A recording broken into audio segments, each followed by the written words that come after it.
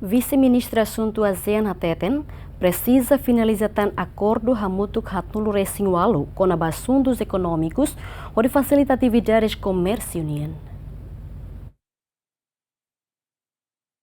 Vice-Ministra Assunto ASEAN Hateten pos adesão Timor-Leste ba ASEAN precisa finalizar acordo hamutuk hatnulu resinwalu com assunto econômico durante tinang ruan ilaran.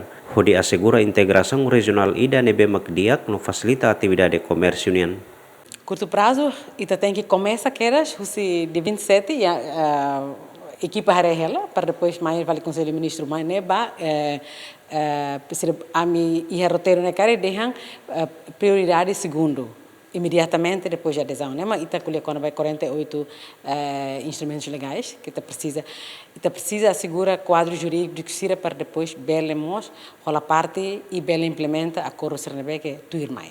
Né, vai 2 anos. 2 anos, ao fim cada né, rola parte mas é curto prazo né. Acordo serne cabe o que resba acordos econômicos det, mas larang para assegurar a integração regional que dia, e regras de origem né que bela implementa, assegura a facilitação de comércio né que dia, mos assegura a integração ba janela única ba comércio união região hoitene nacional bela e sistema na que interoperável malo para depois bele dudo atividade de comércio. Sira vai bem serviços, mas vai investimento. Governante ne Hateten se implementa política railarang no capacitação recursos humanos sira, liusi formação sira, hodi participa em encontros sira nebe Timor-Leste se participa, ludar membro ASEAN, hodi diskuti com aba assunto interesse nação união.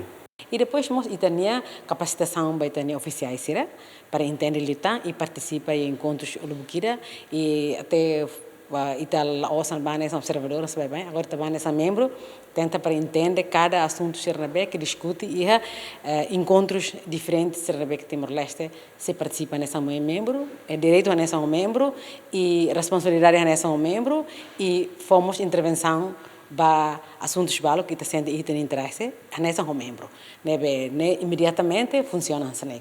Antes ne governo aprovou no tratado no acordo hamutuk walulu resen relaciona ho adesão Timor-Leste basean. Simão Ximenes, Aderto Ximenes, GMN.